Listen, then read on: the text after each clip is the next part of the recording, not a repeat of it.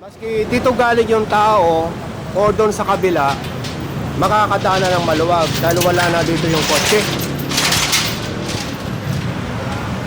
Ang magagawa na lang ng may-ari pagka inabutan niyang sinasampa na sa tow truck itong sa kanyang sasakyan ay sumama para matubos yung dapat bayaran at maiuwi na niya itong kanyang sasakyan.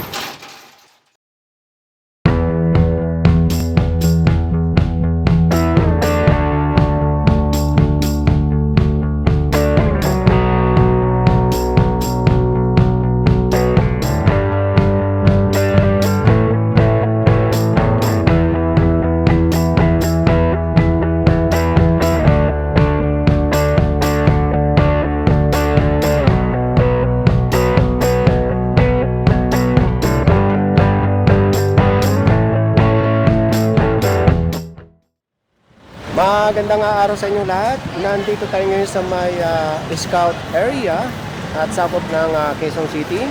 At nandito ngayon ang MMA at nagsasagawa ng operasyon. Sa operasyon na ito kasama ang illegal parking, sidewalk clearing. Nasa Scout Torello tayo. At ito, ayan na yung tow truck. At nasa sign ng no parking, ito na yung kotse na hahatakin.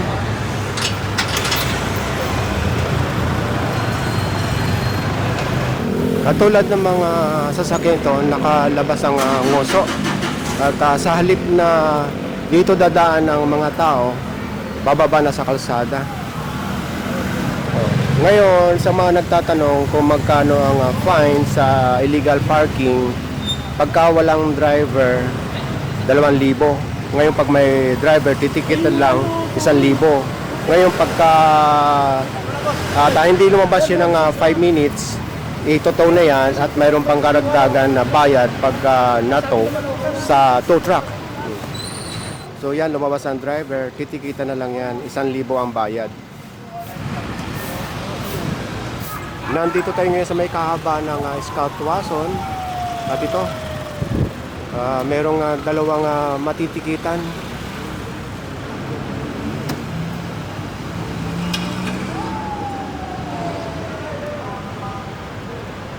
Ito, ang dami dito, kanya-kanyang pulasan.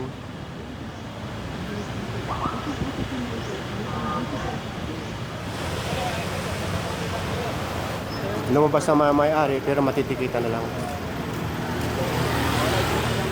Katulad ng kotse na yan, malamang alam niya na dahil hindi niya hinarangan yung sidewalk. Yun.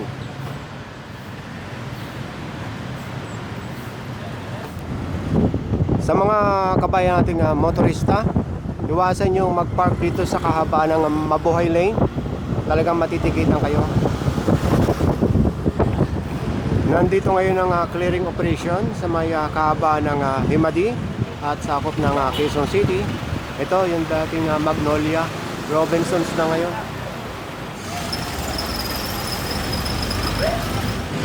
Dito sa kanto ng Aurora Boulevard, sa itong Himadi, ito nakasampa dito sa sidewalk.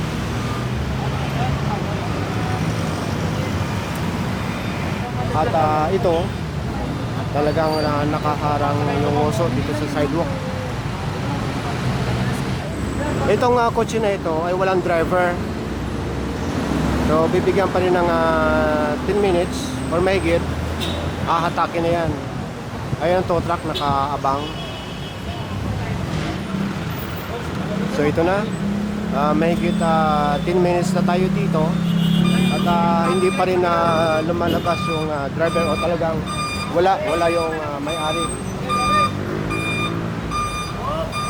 Kantong-kanto ito ng Himadi saka ng Aurora Boulevard. So dumating na yung may-ari pero lampas na sa 10 minutes.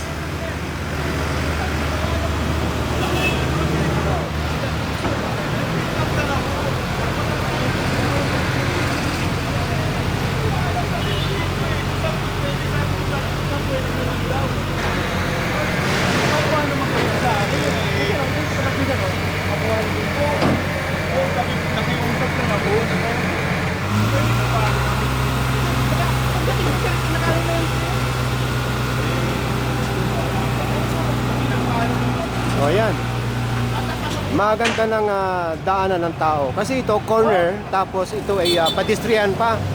Naharangan ng kotse. Ayan, maluwag na. Maski dito galing yung tao o doon sa kabila, makakadaan na ng maluwag dahil wala na dito yung kotse.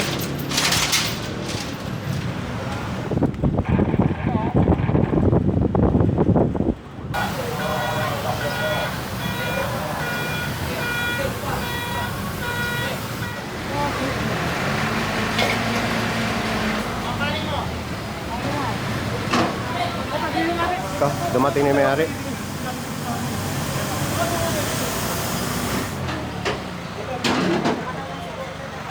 Ang magagawa na lang ng may-ari pagka inabutan niyang sinasampa na sa tow truck itong sa kanyang sasakyan ay sumama para matubos yung dapat bayaran at may uwi na niya itong kanyang sasakyan.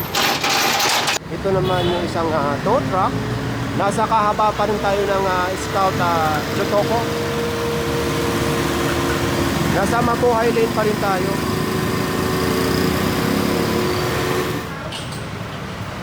Nasa kahabaan tayo ng Panay Avenue at nasa Quezon City pa rin.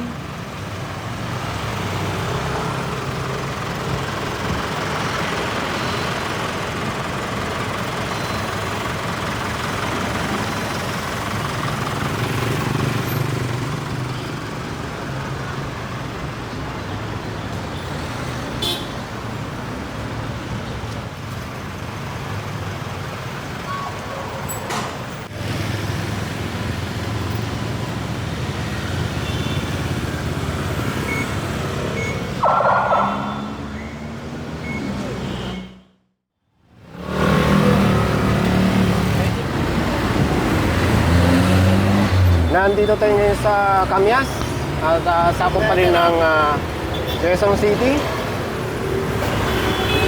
At pagka hindi lumabas ang driver nito within 5 to 10 minutes, ito, hihilahin na. Driver! Driver!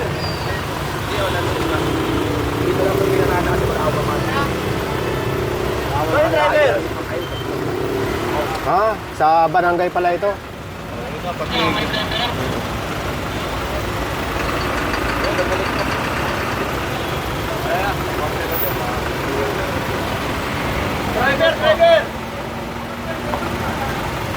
License na lang po, license. Para medyo mababa. Hindi na natin tama. May alam po natin.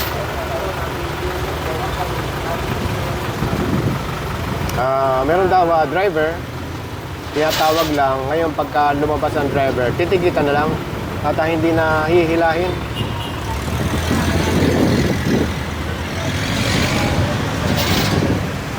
Ito namang tricycle na ito na mataan ng authority sa nabumabaybay sa EDSA ay bawal ang tricycle sa EDSA. Ngayon sinisita at hinabol dahil ayaw minto. Kumanan dito sa Camias Road.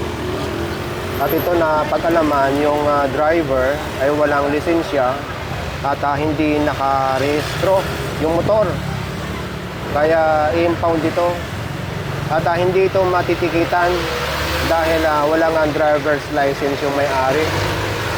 So itong tricycle na ito ay dadalhin sa tow truck.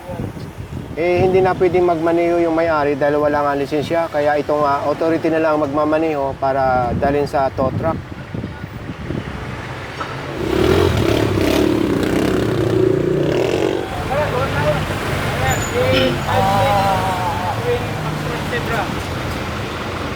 Nasa tapat tayo ng Artin Island at nasa kahabaan tayo ng 15th Avenue. Tapos kakaliwa ko na.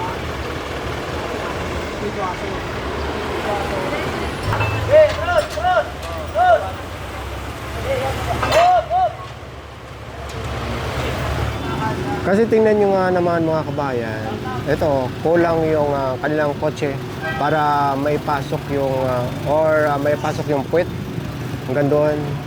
Kaya ang kinalabasan, kusa na lang binibigay nila ang kanilang lisensya dahil alam naman na nila ang kanilang violation. Maganda tignan pagka wala nakasagabal. Pag may nakasagabal, ito, ganyan ang itsura. Kaya matitikitan lahat yung mga inabotang mga motor dito.